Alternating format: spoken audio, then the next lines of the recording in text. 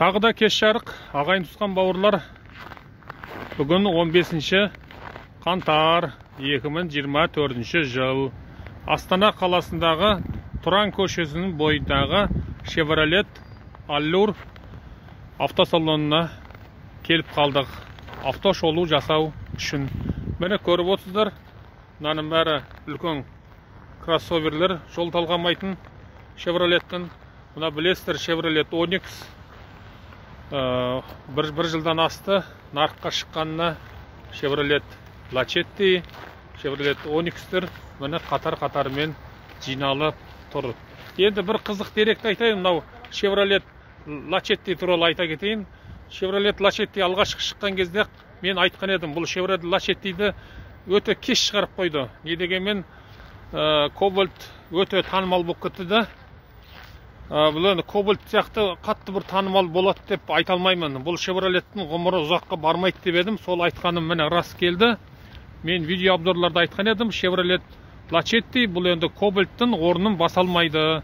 Және де бұл Қазақстанға өте жоғары бағамен келді. Және де бір ғана нұсқамен келді, бір ғана вариант дейді. Және де автомат қорабымен Chevrolet Lachetti 8 миллионнан басталған етін.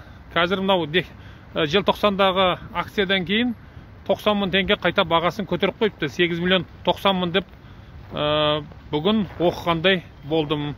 Сондықтан Chevrolet Lachetti'ді осы биылғы жылы осы қаңтар ақпанда Өзбекстандағы Асака қаласындағы осы Chevrolet концерн заводында осының шығарылуы тоқтайды деп жатыр. Әйтпесе бұл біздің Қостанайда былтыр жинауды бастап еді ғой. Мынау Chevrolet Onix. Бұл Chevrolet Onix'те өте қатты танымал болған жоқ, бірақ өтіп жатыр. Не дегенмен бұл да қымбат бағамен болды. Қымбат баға болғаннан кейін өтімі аз болды. Бірақ енді жаңа дизайн іздегендер, Chevrolet'тің жаңағы Nexia'сы мен Cobalt'тан шаршаған адамдар, дизайннан шаршаған адамдар Onix'ке қарай жүгірді. Не дегенмен Onix пен екеуінің арасы 1,5 миллиондай айырмашылық бар бағада.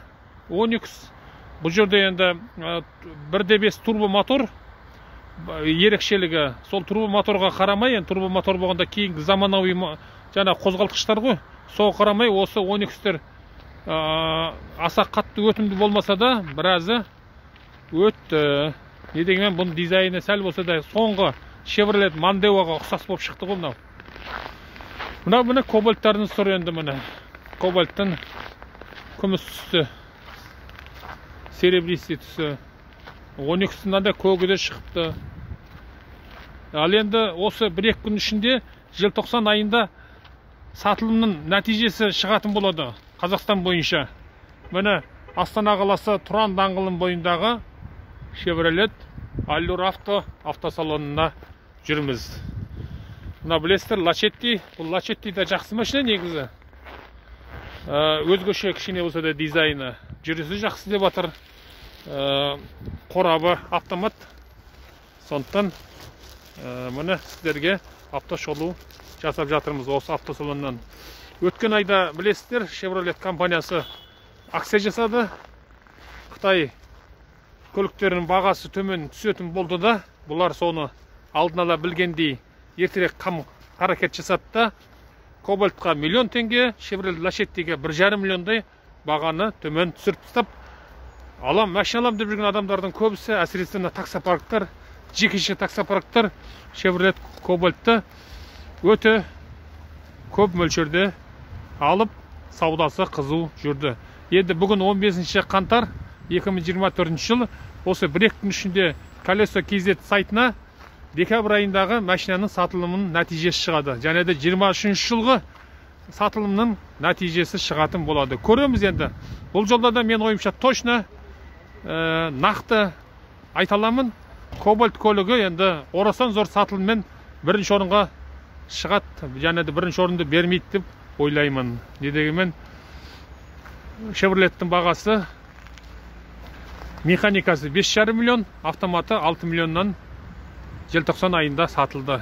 Бір апта, 2 аптада таусылып кетті деп жатыр. Бұл жерде енді Chevrolet компаниясы өте бір мықты қадам жасап, өздеріне клиенттерді тарта білді. Аман сау болыңыздар. Алланың жақсылығы болсын сіздерге. Қазір ішке кіріп видео түсіреміз. Кеш жарық армысыздар ағай туысқан бауырлар. Астана қаласы Тұран даңғылының бойындағы Chevrolet Allure автосалонына келіп қалдық. Қазақстанда ең өтімді көліктер осы Chevrolet болып танылады. Chevrolet маркасының ішіндегі Қазақстанда ең көп өткен Chevrolet Nexia болатын болса, одан кейінгі қазіргі заманда осы кейінгі 2-3 жылда ең көп өтімді бұл Chevrolet Cobalt машинасы. Осы Chevrolet Cobalt туралы автошолу жазсақ, Chevrolet халық айтсақ қалып айтпайды дегендей, Chevrolet Cobalt'ты халық кедейдің машинасы деп ат қойыпты. Cobalt кедейлердің машинасы деп қойыпты. Неге екен? Дегенмен қалтасы саяздар және де көбінесе нақты ақшаға емес кредитке алатын адамдар осы Cobalt машинасын таңдайды екен. Және де Қазақстанда таксиде ең жиі пайдаланатын көлік, және де қаражаты аз адамдардың да алатын көлігі осы Chevrolet Cobalt көлігі. Өткен жылы 2023 жылдың желтоқсан айында Қытайдың көлігі көп келгеніне байланысты олардың бағасы, олар бағаны түсіретін болғандықтан Chevrolet компаниясы бағаны төмен түсірген болатын. Өздеріңіз білесіздер, мынау Cobalt'тың бағасы 6,5 метр, механикасы 7 миллионнан басталатын автоматы. Сол кезде механикасы 5,5-ға түсті, автоматы 6 миллионнан басталды. Енді мынау жаңа жыл келді, 2024 жылы бағалар қайттан өзінің орнына келді. Өз орнына келмек тұрмақ, баға көтерілген сияқты. Мына Cobalt'тың бағасын айта кетейін, 6 миллион 560 мың дейді, 90 мың дейді. Сонда 100 мың теңгеге көтеріліпті. 7 миллион 290 автоматтың бірінші несі. Екінші автоматты жаңағы толық жинағы 7 миллион 590 мың теңге. Мынау қызыл түсі Cobalt'тың. Одан кейін мынау Onyx'ты қойып қойыпты мына жерге. Onyx'тың бағасы 8 миллион еді ғой. Міне өздеріңіз көріп отқандай бағалар өзгеріпті. 7 миллион 290, 7 миллион 690-нан автоматы басталады. Onyx бұл былтырғы жылы акцияға түскен жоқ. Бағасы сол қымбат күйінде тұрды. Мына Lachetti-дің бағасы ең арзан, қатты бағасы түскен осы Lachetti болды. 8 миллионнан етін былтыр алғашқы сатылымда, кейін 6,5-ға түсті. Қазіргі бағасын қараңыздар, 8 миллион 90 деп қойыпты. Сонда былтырғыдан қарағанда 90 мың теңгеге биылғы жылы бағаны көтеріп қойыпты. Бұл Lachetti туралы әңгіме айтатын болсақ, осы Lachetti Қазақстан автосалонына шыққан кезде мен автошолу жасаған болатын. Сонда айттым, бұл Lachetti өте кеш шығарды. Яғни бұл Lachetti еш уақытта Cobalt'тың орнын баса алмайды. Cobalt сияқты өтімді болмайды деген. Не дегенмен бір машинаның орнын бір машина еш уақытта баса алмайды. Және де бұл бір ғана комплектациямен шықты. Автомат деген комплектациясымен механикасы болмады. Бағасы 8 миллионнан басталды. Сондықтан көп адамға бұл қалтасына ауыр соғып, бұл Lachetti өтімі аз болды.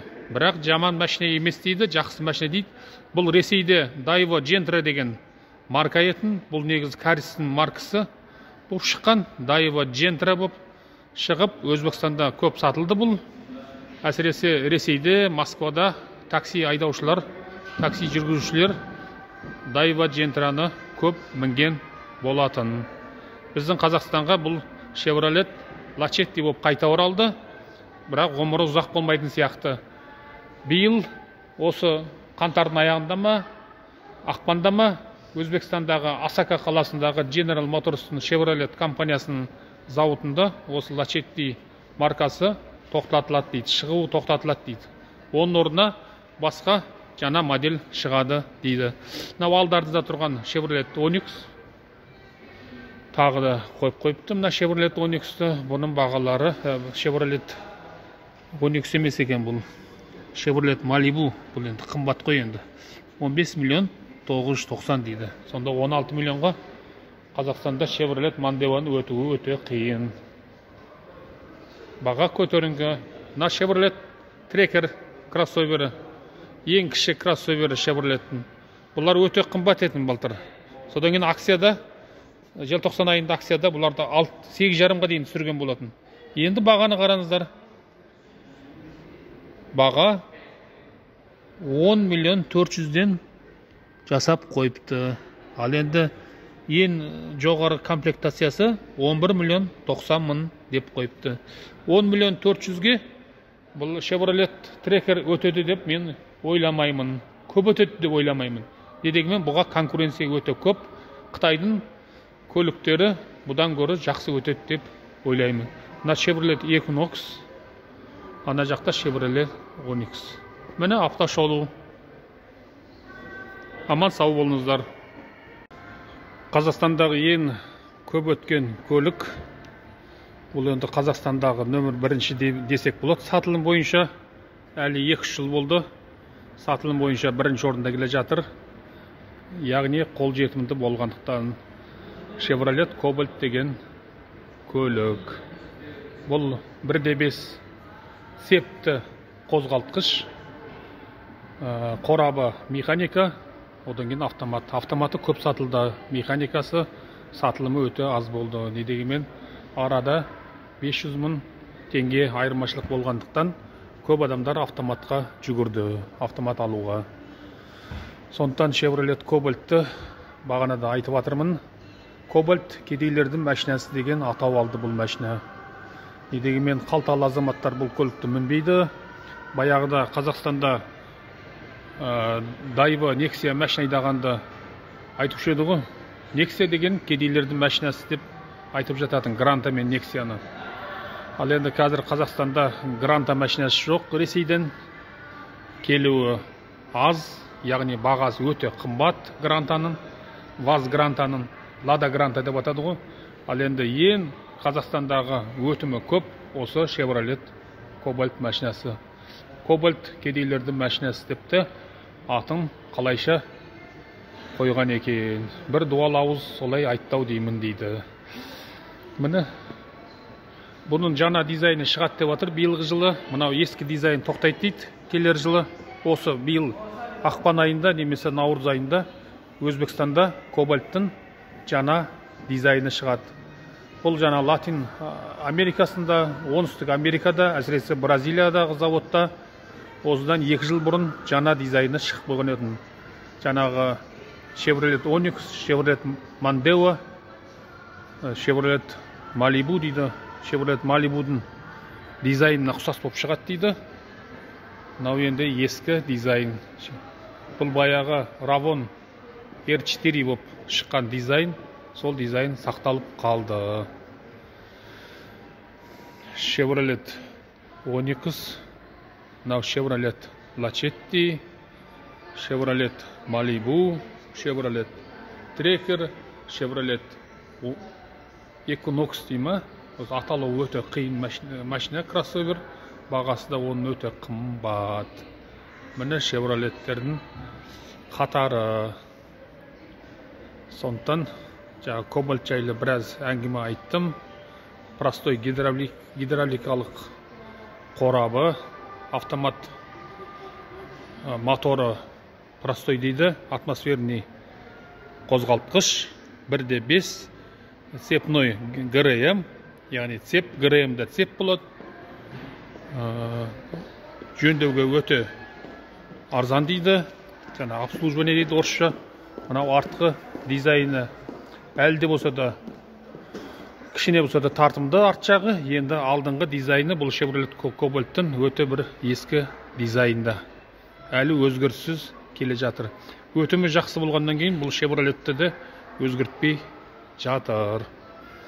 Енді биылғы жаңа дизайнның бағасы да ол қымбатырақ болып шығатыны, ол заңдылық. Ішкі көрінісі өте жұпыны. Бұл Chevrolet Cobalt'тың ішкі дизайны, ішкі экстерьері дейді ғой. мынау прибор панелі өте қарапайым.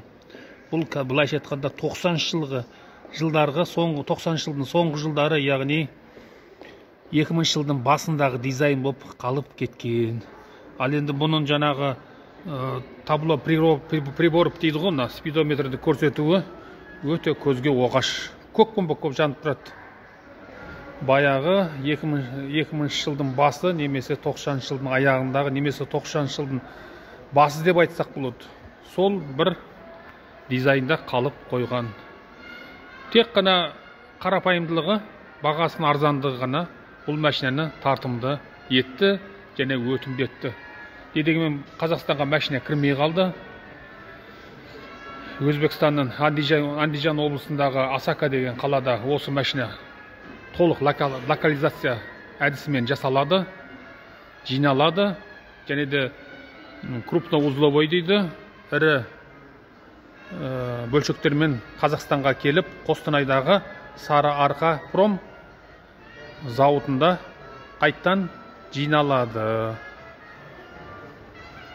Міне, сондықтан биыл 2024 жыл баға түсе ме десек, қайтадан бағаны орнына қоймақ түгілі бағаны көтеріп қойыпты. 100 мың теңге былтырғыдан қарағанда асырып қойыпты. Міне бағалардың нарығын сіздерге жеткісіп жатырмын. Тек қана бар үміт Қытай компанияларында, автокомпанияларында. Бұлар Қазақстанға биыл қандай ұсыныс алып келеді? Қытай нарығында конкуренция өте жоғары. Бағаны қалай реттейді? Бұл тек қана енді Chevrolet емес, бұл Қытай компанияларына байланысты. Қытай компаниялар егер бағаны жақсы түсіретін болса, Chevrolet конкуренцияға шыдай алмайды деп ойлаймыз. Бірақ енді бір-бірінен уағдаластық бар ма? Әзірге баға тоқтап тұр. Бұл енді қаңтар айы, қаңтар мен ақпан айында сауда өте аз болады, машинаның өтімі де аз болады. Дегенмен халықтың көбісі былтырғы жылдың желтоқсан айларындағы акцияларда көп көліктер өтіп, елдер қаражатты жұмсап қалды. Аман сау болыңыздар, еліміз аман, жұртымыз тыныш болсын. Астана қаласындағы Тұран даңғылының бойындағы Chevrolet Allure автосалонында бүгін мені автошолу жасадық. Аман сау болыңыздар. Авто Плюс YouTube каналына жазылып қойыңыздар. Таныстарыңызға бұл канал туралы айтып қойыңыздар. Әлде болса да талай рет автошолу жасайтын боламыз. Аман сау болыңыздар. Алланың жақсылығын тіледім.